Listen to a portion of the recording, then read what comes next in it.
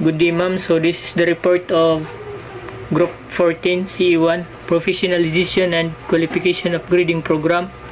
So the DOJ, through the recommendation of the BioCor, shall design and establish a professionalization and qualification upgrading program for personnel of the BioCor in coordination with CEC and Commission on Higher Education through off-campus education program or other seminar program within the 90 respectively.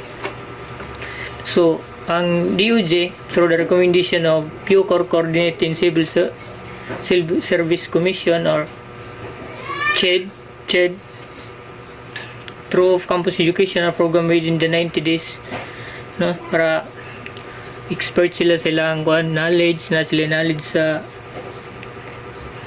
penology, criminology, o guban pang related sa uniform personnel inside the BioCor. So the next is attrition system for the personnel of BioCor. So attrition, so diriya dapat na yung mga sistema para sa mga tauhan sa loob ng BioCor within the 5 years after ipatupad ang batas na inaaprobahan ng Department of Justice. So attrition by demotion in position or rank. So diriya ang mga tauhan sa BioCor na resign sa mas mababang ranggo dapat itanggalon sa serbisyo, no? O na sila yung mga legal basis na dapat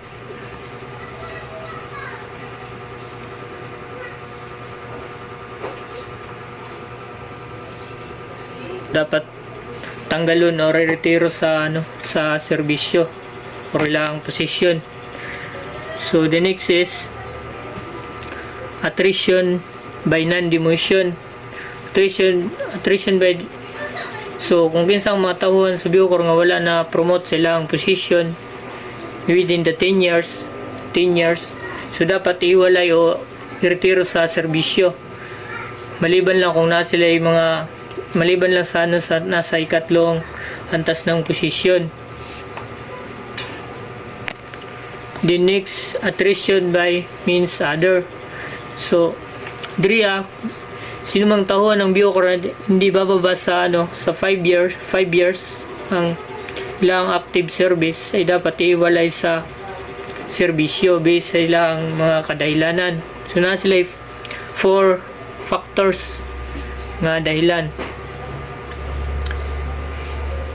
Number 1, efficiency based on poor performance during the last successive semestral. So there is a number 1 kanang mahinang performance sunod-sunod na mga semestral period. So number 2 is efficiency based on poor performance in 3 cumulative semestral period. So kawalan ng kausayan sila ang trabaho inside the BioCor. Then number 3, physical or mental capacity performance, problema sila ang Number 3, kawalan ng kakayahan gampanan ng ilang tungkulin. Then number 4, failure to complete required career course and cooperate to civil service eligibility or as a position justifiable, or failed sila ang career nga gusto nila Then the next is separation or retirement from the BioCor under section. Any personnel dismissed under the BioCor pursuant to the roles of section shall be separated in they have served less than 20 years and retired if they are served 20 years or more unless they are legally disqualified from receiving retirement benefits. So dapat iwala yung mga tauhan ng BioCor na nagsisilbi so wala pang 20 years o naabot na 20 years para sila ang serbisyo. Then the next is promotion system for the personnel of the BioCor. So diriya dapat paguman sa 6 months after maipatupad ang batas, dapat magtatagog sistema ang BioCor para sa mga promotion. So dapat ang promotion, rationalized promotion. So diriya dapat pantay-pantay ang lalaki or babae, dapat pantay-pantay ang pag-promote. Then, requirements for promotion. Dapat ang requirements for promotion, makapasa sa qualification, civil service eligibility, and psychiatric, psychological, drug test, physical test. So, diriya ang mga tao, so diriya po, dapat ang mga tao nga isog or harap sila sa ilang tungkulin or dako ilang kakayahan, dapat mas ma-promote sila sa taas nga ranggo kaysa sa bababa. The next, there sa letter C, attrition by relief. Any personnel the Bucor who has been relieved just cause has not been given an assignment within 2 years, such as relief shall be retired separate. So diri kung kinsa tong mga tao nga wala ng Tagalog o assignment within the 2 years or ilang buhaton, dapat iwalay or retiro sa serbisyo. So sa letter D, attrition by attainment of maximum tenure in position.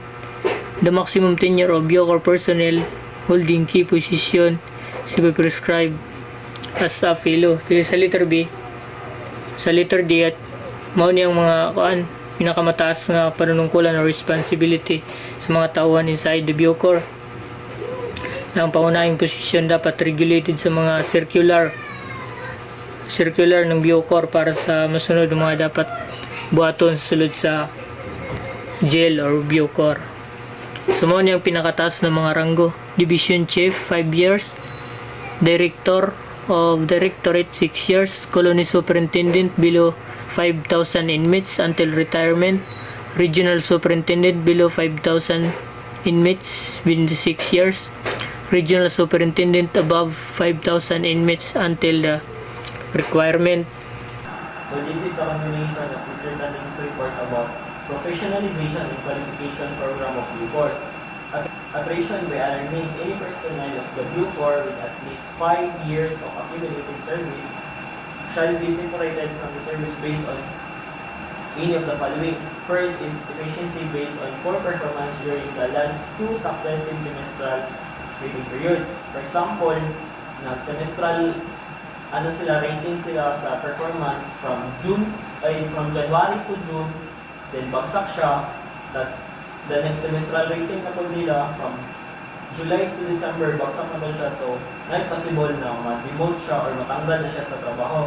Number 2 is efficiency based on poor performance for 3 cumulative semestral rating period. So kani siya kay dili siya pareha sa number 1 na sunod-sunod, kani siya kay 3. So, possible, pwede siya sa, kunwari, sa first rating nila kay bagsak siya, then sa sunod, dili na po, then sa sunod na po, kay bagsak na po siya, then sa sunod, dili. So, balingan na siya, mura siya, alternate lang ba? Pero katulo siya nga maipon, so, pwede na siya matanggal sa trabaho. So, number 3, kay physical and or mental incapacity to perform duties or functions. So, kani siya kay, like, dili na niya able i-perform yung trabaho tungkol sa yung na siya yung physical or mental nga incapacity, like na-disable siya or mentally dili siya mentally occupied sa yung trabaho. Then number 4, failure to complete the required career course or appropriate civil service eligibility for his or her position for justifiable cause or reason, and so kanya siya kay dili siya pasado dali sa civil service, like kulang ang iyang mga trainings or like dili siya pasok sa ilang katong 90 days na training, wala siya to natin, low potential, doubtful integrity, and or acts inconsistent with the best interest. So kanya siya kay dili siya ang integrity dili siya tinuod or dili siya true sa iyang service, so pwede na siya matanggal sa trabaho. Next is the Bureau of Corrections monthly retirement benefits. This shall be 50% of the base pay and longevity pay of one graded higher than the retired grade in case of 20 years of active service. So kani siya kay kanang 50% sa imong sahod ang makuha nimo o ang longevity pay sa imong pan kanang like katag imo kay kaliguyan sa trabaho. Then kung kunwari 20 years na ka, so mag-times ko na siya sa imong sahod. Then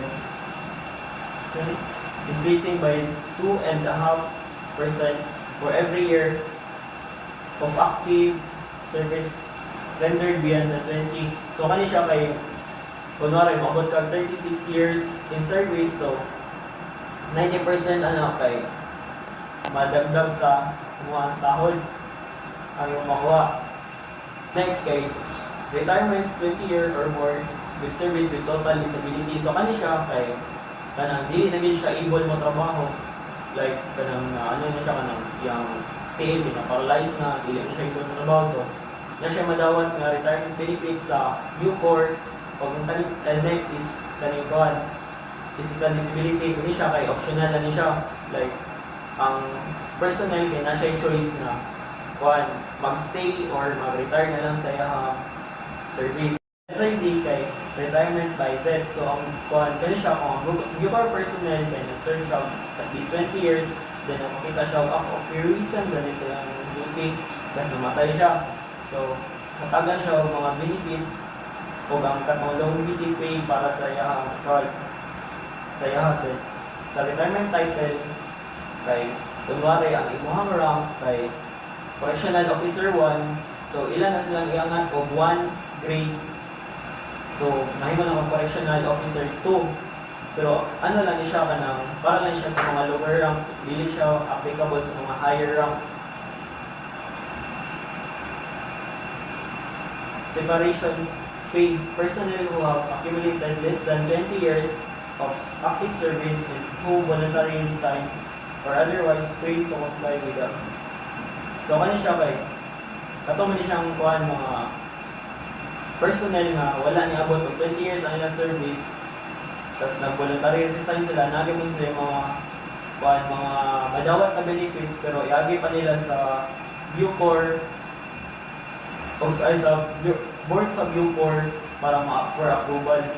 Then sa letter G kay separations of fewer than 20 years with total disability shall be separated from the service in the next higher grade they hold. So kaya siya kay same yung po siya katong sa retirement title, pero nalan siya ka ng kalayan kay totally physically disabled ang pero pag siya ka ng fewer 20 years, like 20 years pababa, so ang iyang rank ang iyang rank kay na siya sa correctional officer 3 marataas siya sa correctional officer 4, then na siya separation benefit equivalent sa 1/4 month base pay sa and longevity pay every year. Sa H kay separation less than 20 years with physical disability may be at this option be separated in the grade next higher than the permanent grade he holds. So kani siya kay like same na ni siya atong sa kanang fewer than 20 kani nga totally disabled, iangat na po sila o kanang 1 grade higher than sa ilang hinginitan ng position o makadawat po sila mga benefits nga 1/4 monthly base pay and longevity pay every year for every year sa ilang service.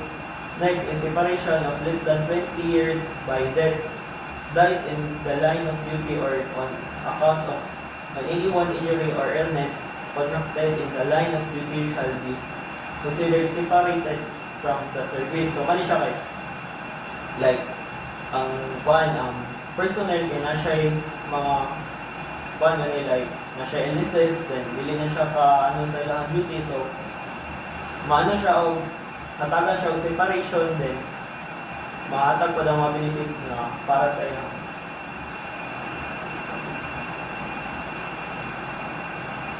So retirement age, all incumbent personnel upon the effectivity of this act may continue to render service until one reaches the compulsory age of retirement for public officers of 65. So kani siya like ang kuhaan ka mga old na personnel, kaya pwede silang mag-retire of 65 pero katong wala pa sila natdan sa effectivity sa na katong kuhaan na bago. Then katong para sa mga bago nga hired na Bucor personnel or uniform personnel kay wala pa compulsory age retirement of 56, so kali siya kay ano yun ka nang required sila mag-retire of 56 na age.